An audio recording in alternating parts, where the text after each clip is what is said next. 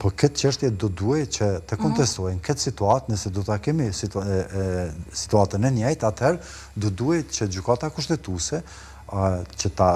sqaronte mirë vullnetin e lirë të deputetit që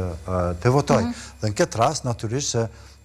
gjykata kushtetuese në aktgjykimet e mëhershme e ka sqaruar këtë pjesë, thotë vullnetin e lirë nuk mund ta ndikojë sepse është e drejtë individuale secilit deputet, por thotë që ka obligim, detyrim ligjor dhe kushtetues që deputetit të qëndrojnë në sallë dhe të votoj. Do të thotë pro, kundër ose të abstenoj. Andaj, mund ta kemi situatën në njëjtë, kryetari i kuvendit kushdo qoftë ai që mund të zgjidhet, mund të konstatojë që kuvendi është konstituar dhe mund të vazhdojë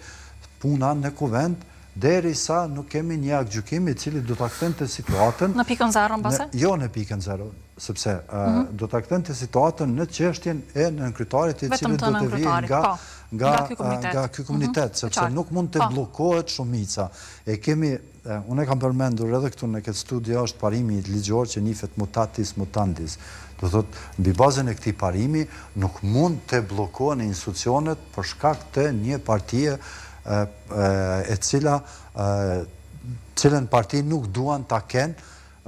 deputetet e një legjislature, sepse këtu kemi të bëjmë me funksionimin e shtetit. Andaj, mbi bazën e këtij parimi mund të vazhdojë se funksionuari, varësisht prej epilogut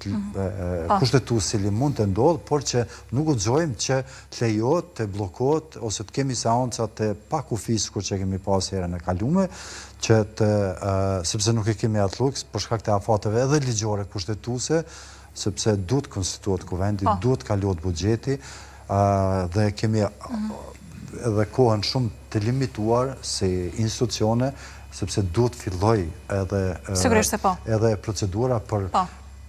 presidentin e Republikës së Kosovës, rizgjedhjen e presidentes aktuale apo presidentin e ri, procedura e cila fillon, do të thotë ka kohën e mjaftueshme, 30 ditë para se t'i skadojë mandati dhe mund të vazhdojë edhe 30 ditë pas skadimit të mandatit. Andaj mund ta kemi këtë situatë, sido që të jetë, ky mund të jetë një mekanizëm i cili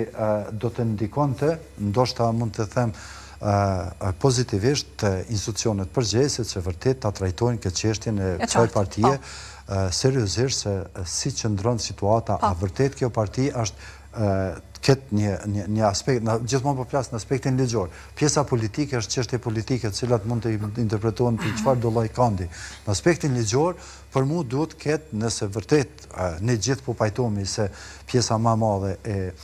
udhëhesve dhe të kësaj partie kanë qenë pjesë e një grupi terrorist,